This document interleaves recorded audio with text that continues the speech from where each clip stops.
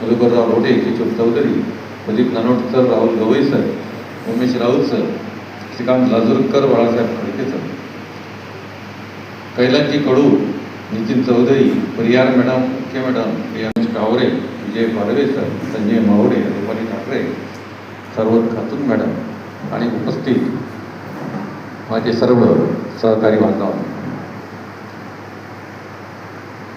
आज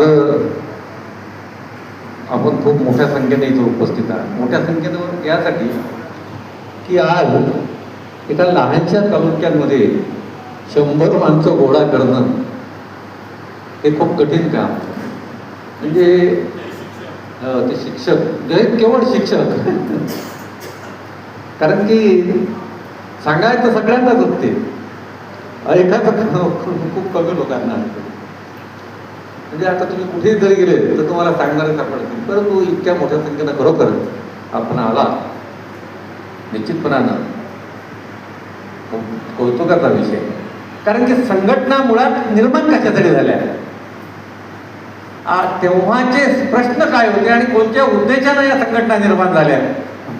तर तेव्हा काय होतं की सेवेची शाश्वती आणि वेतनाची निश्चिती या 2 गोष्टीकरिता प्रामुख्यानं संघटनांच्या निर्मिती झालेल्या आहेत. आणि त्या काळच्या संघटनांच्या प्रयत्नांच्या रेट्यामुळे बँकेमार्फत वेतन आणि ती 1 तारखेला तुमचं वेतन झालं पाहिजे.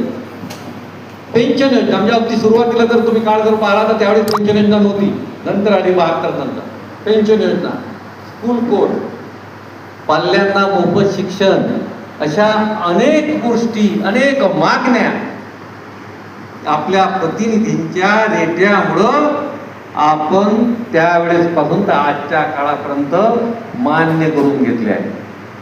मागण्या तर मान्य झाल्यात, परंतु काही त्या तक्रारीच्या ज्या गोष्टी होत्या, तक्रारीच्या संदर्भातल्या ज्या काही समस्या होत्या त्या आपल्या निवेदनाच्या माध्यमातून सुद्धा मार्गी लागल्या. ते आता तुम्हाला माहीत नसेल की महागाई भत्तेच्या संदर्भात आता मी वारंवार बोलला, महागाई भत्तेच्या संदर्भात जी परिस्थिती 2008च्या पूर्वी नव्हती की राज्य सरकारी कर्मचाऱ्यांना लागायचं, आपल्याला लागायचं नाही, ती मागणी आपल्या निवेदनाच्या माध्यमातून निघाली. महिला स्त्री शिक्षण सेवकांना प्रसूती रजा नव्हती, ती सुद्धा निघाली.